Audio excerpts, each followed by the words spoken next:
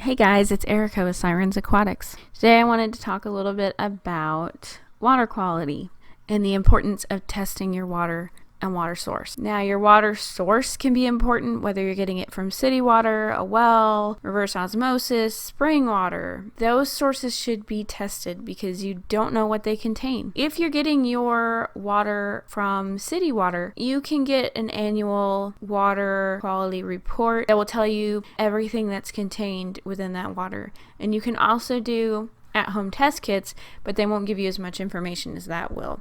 And I believe you can get the same thing if you test your own well water. And you should probably test RO water at your home, whether you're getting it from like Walmart or a pet store. Maybe you have your own RO machine.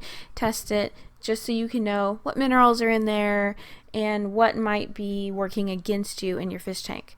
So I recently checked out my city water quality report just because I switched from using RO when I noticed that it was not benefiting me as much as it could, and some of my fish were getting weird illnesses.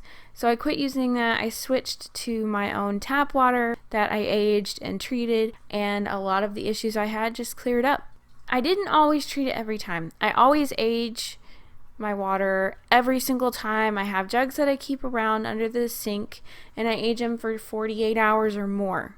And so I looked at my quality report and I noticed a high number of nitrates contained within the water. So it brought up some concerns that it was at a level that could cause issues without killing your fish. Now, the website, The Spruce Pets, has a really good explanation of how nitrates affect your fish.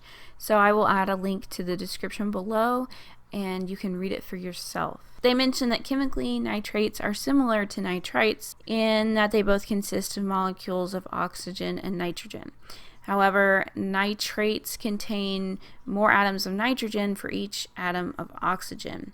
Nitrates are one of the natural byproducts of fish digestive wastes and build up in a tank quite easily, especially when they're not maintained correctly. And nitrate poisoning occurs when there's a gradual rising of nitrates over a period of time. So when you do water changes, you're taking out some of that waste, and nitrates can rise due to overfeeding, overstocking, but it can also come from water sources. And that is one reason we test our water if you get test kits.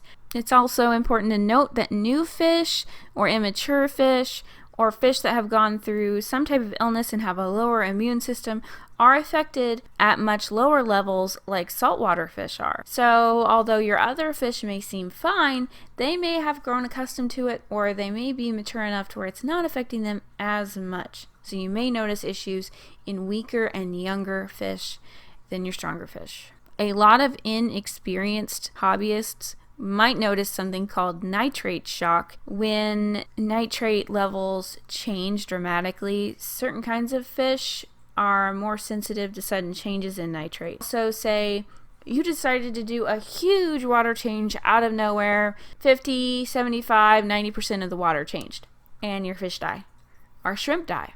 You can't make such large changes. There are also certain signs that you can look for in fish that may be affected by levels of nitrates. And it could be small issues like fish laying at the bottom of the tank, loss of appetite, listlessness, and some fish may not be able to swim properly. And although there could be other reasons for that, the most simplest thing is to assume and test your water and see if it's nitrates. Sometimes the issue is that this didn't happen all of a sudden and the levels rose slowly over time, and that's something known as old tank syndrome, where you had a slow buildup of waste and then it suddenly hurts your fish. And this happens a lot when you don't maintain your tank. And when fish are exposed to high nitrate levels quickly, like immediately, they usually die within like a day or two of exposure. They suggest a 5% water change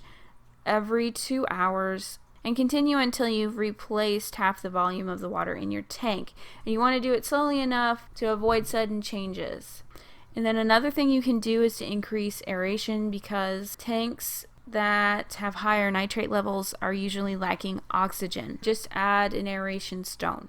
or more than one. Obviously, the best thing to do in this case is to completely avoid finding yourself in this situation, but the truth of the matter is that most people keeping an aquarium will have issues with nitrates at some point. Try not to feel guilty, just follow the steps and get your tank back to a healthy state. So I know I often go on rants, and I hope that something in this video is helpful to you. Please leave a like. Don't forget to subscribe and hit the notification button so you can be notified of all future videos and content. And we'll see you next time.